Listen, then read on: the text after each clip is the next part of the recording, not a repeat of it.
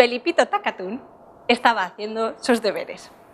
Recostado sobre el cuaderno así, concentrado, estaba trazando enroscadas M's, orejudas L's y elegantes Z's. De pronto vio algo raro en su cuaderno. Como era un poco miope, se puso unos anteojos para verlo mejor. ¡Ahí va! ¿Esto qué es? Una letra se estiraba del cuaderno y se ponía a caminar sobre la página. Felipito no se lo podía creer, así que cogió unos segundos anteojos y se los colocó también.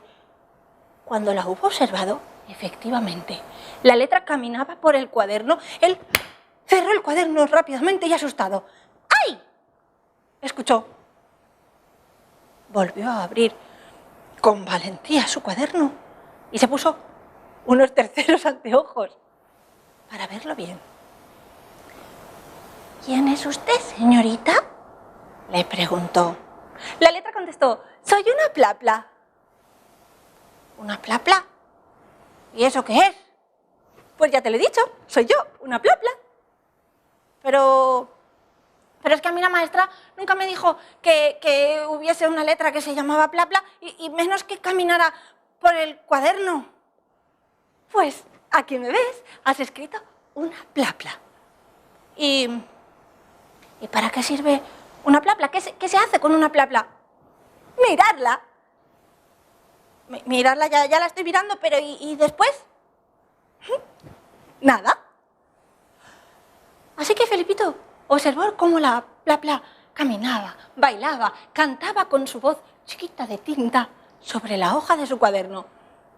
Y al día siguiente, muy emocionado, corrió a la maestra: señorita, señorita, mire la plapla que he escrito.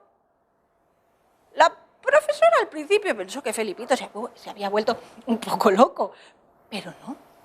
Cuando abrió el cuaderno, ahí estaba la plapla, bailando, patinando, se deslizaba como si de una pista de hielo se tratase el cuaderno. ¡Qué jaleo en el colegio! Porque claro, todos, absolutamente todos, desde el conserje hasta los niños más pequeños de educación infantil, todos hicieron riguroso turno para poder observar el baile y el cante de la plapla. Tanto jaleo que ese día nadie estudió. Nadie. Así que, desde entonces, la plapla no aparece en el abecedario. Porque cada vez que un niño o una niña, sin querer, así como Felipito, escribe una plapla, los profesores la cogen, la meten en una cajita y la guardan bien para que nadie la vea. Porque claro, todo el mundo sabe que las letras no están hechas para caminar, bailar y cantar, sino para estar todas quietecitas, bien pegaditas, unas a otras. ¿O no?